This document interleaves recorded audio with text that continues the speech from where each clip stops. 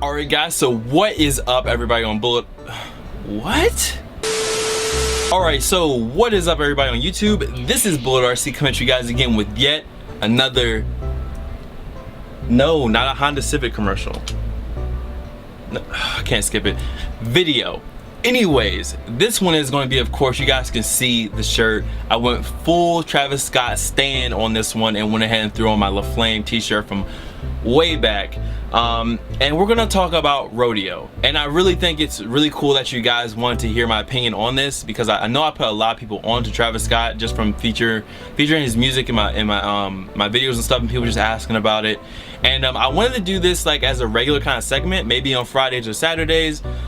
You know, from Friday to Saturday every week, you guys can leave questions down below and I answer them, like kind of good ones. Like stay away from like shoe stuff. Like I'll do a will you cop on my things I'm gonna cop. Like people been asking me, am I copping 1172 whatever 10 or like 11s or 1072 whatever it was, and I'm like, dude, it's like in December. Like let's not worry about that right now, okay? It's like September. Let's worry about that later.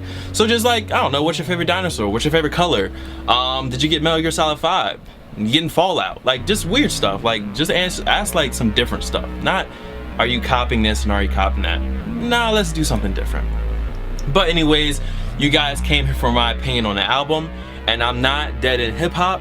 I am not Anthony Fantano, and also another person I like is Luke Bryan. I think it's either Luke James or Luke Bryan, and his intro goes, I'm not, or Luke Bryan, Luke James, hashtag not the singer. I think it's a Canadian guy, but I like his reviews too. But my favorite has to be Anthony Fantano, who is the needle drop. If you guys don't watch like music reviews, or you like music reviews and you've never heard of the needle drop, or that is the plan, or that's the plan, wherever his second channel is, check him out. Anyways, my thoughts on Rodeo. I went on Twitter and lit that fucker up with one tweet. And this is what I said. Rodeo is fucking trash, in all caps, of course, because I was yelling this, and a trash emoji. And this completely flamed, as someone else said, my mention like crazy. But of course, afterwards, I just said I lied, and I tweeted a huge face of Drake, or Drake's face, and said, and it was a laughing face. Him just laughing because I thought it was hilarious. It was a troll, of course. People know me. Like, how would I not like Rodeo? Like, I'm a Travis Scott fan. How could I not like Rodeo? So let's go ahead and get into it. And like I said, man, I'm not the needle drop. I don't know about twittering hi-hats or boom bap beats or any of that. But I do like music, and I would like to state my opinion on the album. So I appreciate you guys for letting me do so. Anyways, it's my opinion. Make sure you leave yours down below. You can disagree with me, whatever. That's what the comment section is for, right? The first song, Pornography. Now this song is basically brung in by T.I., who seems to be kind of narrating this story for Travis throughout the album. I mean, I wish I could kind of more elaborate on it, but coming from me, just a regular listener, I think T.I. does his job. It comes in, T.I. talks, and you know, Travis has kind of his low-key part. I hope the sun comes back so it can light me up, but that's okay. Travis more has low-key part. Then T.I. says La Flame. He hears his name, and then you get into the more hype part of the song. You know, a little dab here and there, the part of the song. So I actually like the second half of that song with Travis more so than the first part. I like the hype part more so than the you know, more toned down. Like, wake up, nigga. It's time to get the cake up, nigga. Bitches in the bit of the second up, we have Oh My in this side. I like both of these songs, and it's another one of those points of this album that I like, that a lot of the tracks are two-faced. You have one track and then it kind of fades into another track, but it's not just a quick fade like a cross dissolve transition in the video. It's more of a build to the other part of the song. And I think Quavo is a great addition. Tony showed me Migos, and ever since then I like Migos on songs. Just like when Migos was on the Surf album, on the Donnie Trumpet and the Experiment joint. I'm mixing it up, but you guys know what I'm talking about. So I think Quavo definitely was a good fix on that one.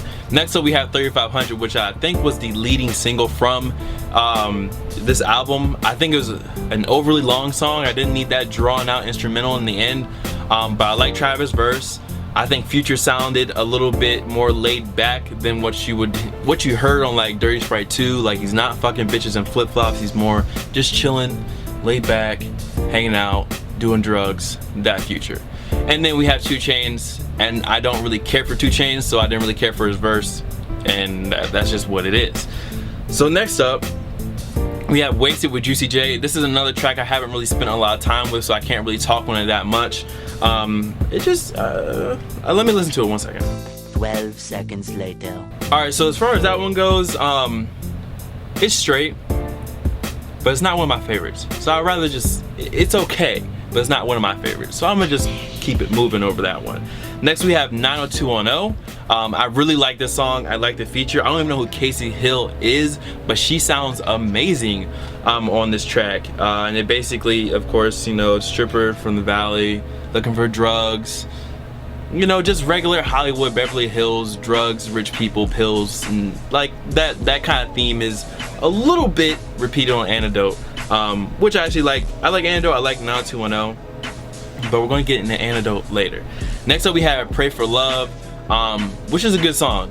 The Weeknd and Travis, I think, work very well together on this song.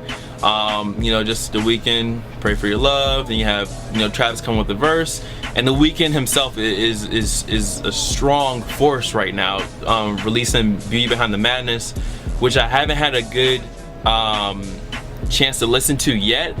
But if you haven't listened to that Weeknd album, there's one song you should listen to. It's called Tell Your Friends. And I tweeted out randomly, just like, yo, that track is crazy smooth. Just the instrumental. Someone said that it's produced by Kanye, and it definitely sounds like that, but it's just strong. Tell Your Friends is a strong song, so you should definitely check that out.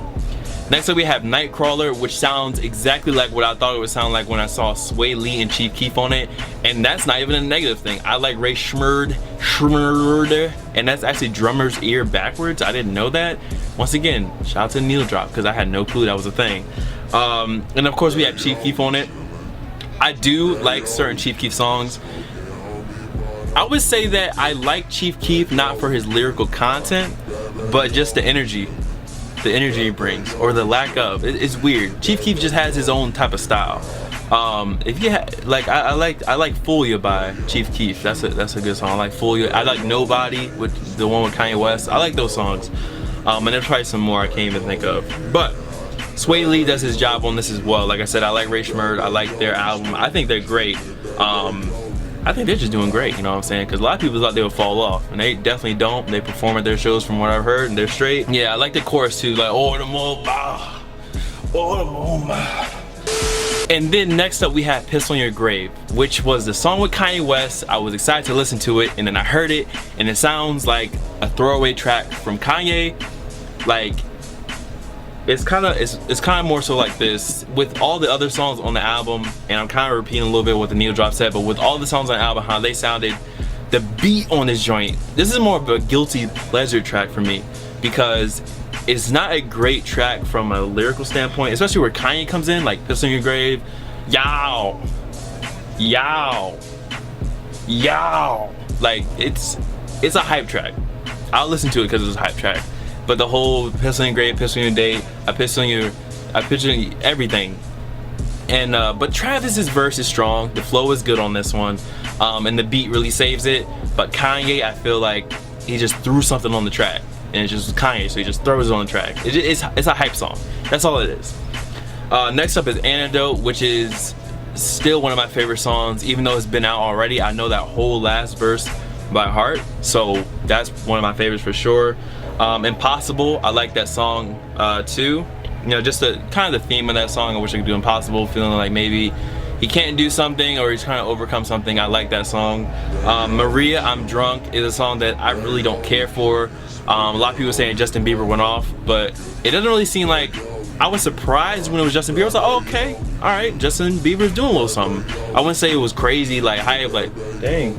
Sorry, I'm looking at this, but then I see that, so it's hard for me to focus sometimes.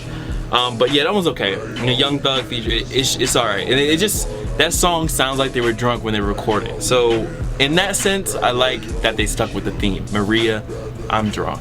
Next up, we have Flying High. Now this one I would say is probably another one of my favorites.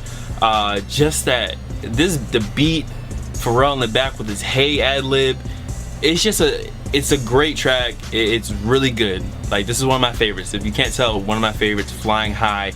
Listen to that one. I Can Tell, another deeply bassed beat track. I like this one as well. I can tell. Ooh, baby, I can tell. You know, I like that one. That was good. Travis, that was a good one. Then we have Apple Pie, which is probably my second favorite song. It's basically, from what I'm getting from it and how it wraps up, is basically Travis saying, hey, I don't want to be at home with my mom anymore. I don't want my mom taking care of me. I can do it on my own. So I'm gonna leave here and do what I have to do to get where I have to get. I'm sorry, but I can't do this.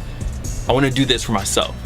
And then of course at the end, T.I.'s kind of narrating, saying, well, he survived the rodeo, which is kind of alluding to him surviving being a celebrity, the drugs, the lifestyle, how that handles, you know, how that affects people. Will he survive it, and will it be all worth it in the end? And of course your two last tracks are Okay Alright and Never Catch Me.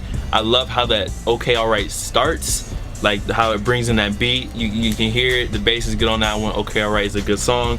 And Never Catch Me, I like that song as well. I really like the just a lot of the beats and the production on this joint is just super strong.